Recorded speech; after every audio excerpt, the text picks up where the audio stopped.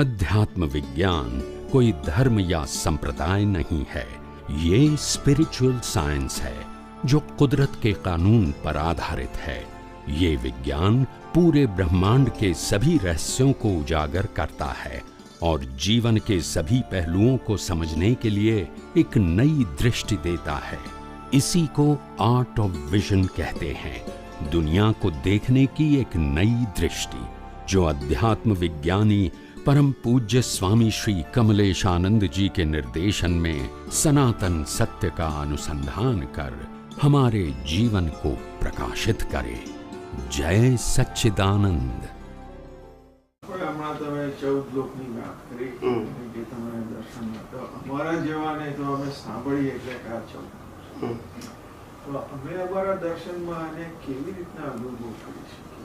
અત્યારે તો સમજણથી થાય, અમને દેખાય નહીં, અમને સિદ્ધાંતથી દેખાય।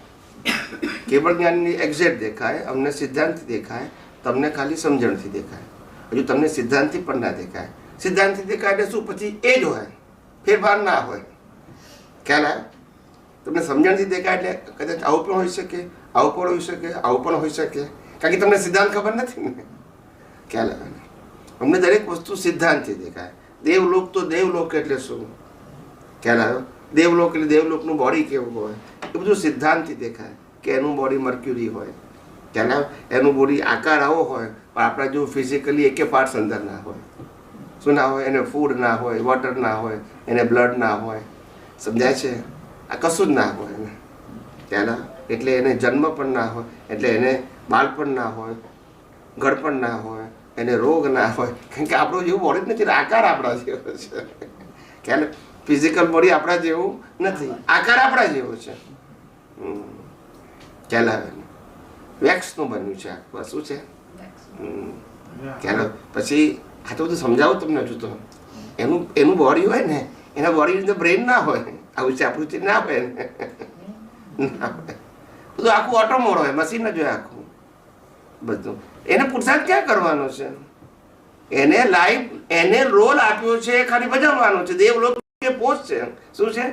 એ પોસ્ટને ફોલો કરવાની છે। It's like a readymade robot and they give you the post and role, that's it, they have to follow. એને ચોઈસ નથી આ કરવું કે ના કરવું, એ જન્મ્યો અને એ જ એનો રોલ, કોઈએ એલોટ નથી કર્યો એને।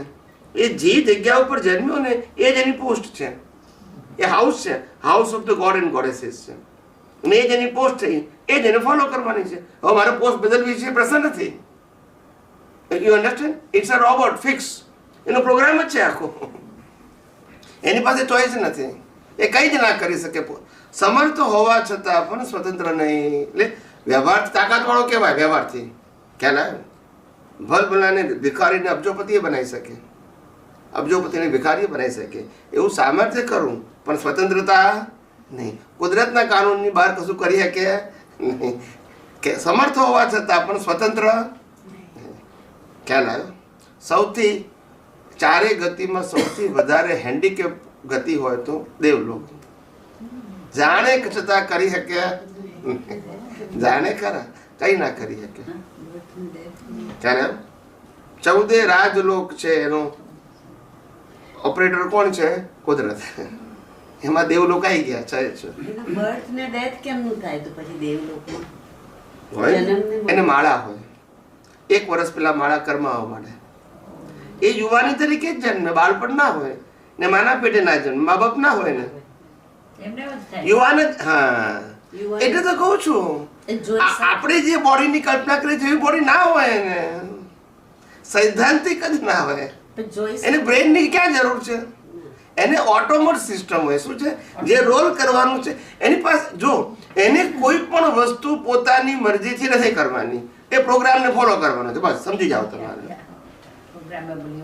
બોડી એવી છે, રોલ એવો છે અને ફિક્સ છે, એને મરજીથી કશું કરવાનું, મનુષ્યને મરજીથી કશું કરવાનું નથી, પણ મનુષ્યને બ્રેન એટલા માટે આપ્યું કે કોઝ તો નાખે તો જ ઇફેક્ટ આવે ને, એને કોઝ નાખવાના એટલે એને બ્રેનની જરૂર નથી।